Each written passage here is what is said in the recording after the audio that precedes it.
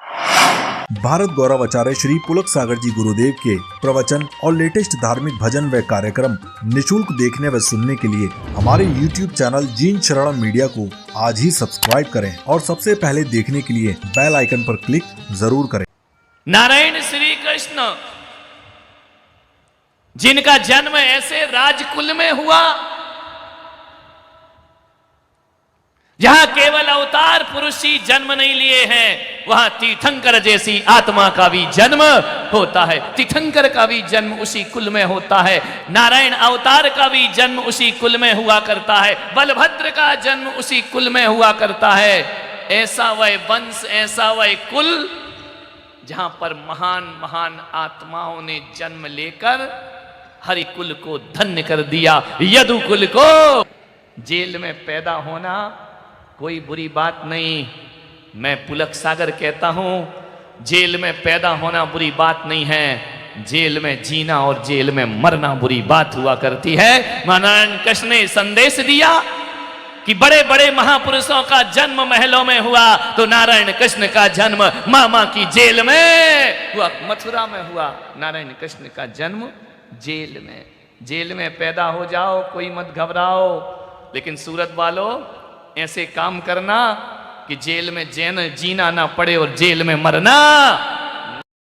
कृष्ण का माखन चुराना याद है? वो माखन चुराते थे, हम भी चोरी करेंगे। माखन चुराना याद है कृष्ण का। लेकिन सुदामा के चिवड़े के बदले किसी का नगर बसाना याद है? किसी का घर बसाना याद है? एक तरफ माखन चुराते हैं तो दूसरी तरफ किसी की दुनिया भी बसाने की ताकत रखा करते हैं। नारायण कृष्ण वो हैं जो गोपियों के चीर चुरा लिया करते हैं।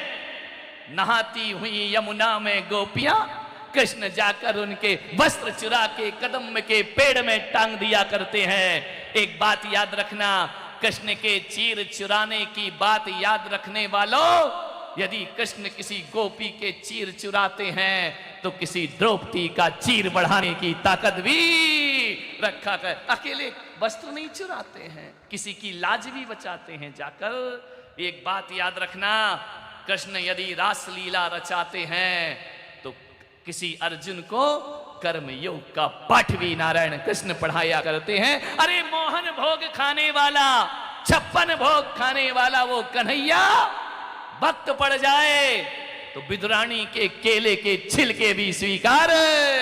अद्भुत जीवन है नारायण कृष्ण का। ऐसा संपूर्ण जीवन कोई महात्मा नहीं जी पाया इस धरती पर। तो बड़ी मजे की बात, प्रकृति का संतुलन देखो। मर्यादा भरने के लिए राम आए, नृत्य भरने के लिए कृष्ण आए, और जब नाच नाच कर दुनिया थक गई तो समाधि देने के लिए महावीर का जन्म हुआ करता है इस धरती पर। वह कहते हैं मौन में रहो, विश्राम में रहो, शांति में रहो, समता में रहो। और उन्होंने राग से बीत रागता की बातें कर दी। महावीर मौन है, न नृत्य है उनके पास, न नीरसता उनके पास। महावीर नासा दृष्टि किए परम समाधि में लीन हुआ कि बचपन कृष्ण जैसा जियो, जवानी राम जैसी जियो, बुढ़ापा महावीर जैसा जियो, तुम्हारी जिंदगी सार्थक हो। बुढ़ापा महावीर जैसा जीना, जवानी राम जैसी जीना, बचपन कन्हैया। द्रौपदी ने कहा कि हे केशव, मैं तुम्हारा एहसान जिंदगी में नहीं भूल पाऊंगी। आज तुम नहीं होते तो आज इस अबला के क्या हाल हो गए होते। नारायण कृष्ण ने कहा कि द्रौपदी ऐसा क्यों बोलती हो? मालूम है तुझे, मैं किसी का कर्ज नहीं लेता।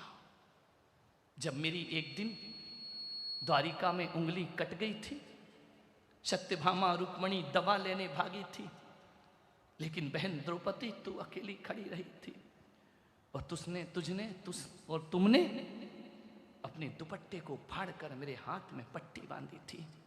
और उसी दिन द्रौपदी मैंने कहा था कि जो साड़ी की चिंदी तूने मुझे बांधी है, एक दिन साड़ियों का अंबार लगा दूंगा तुझे।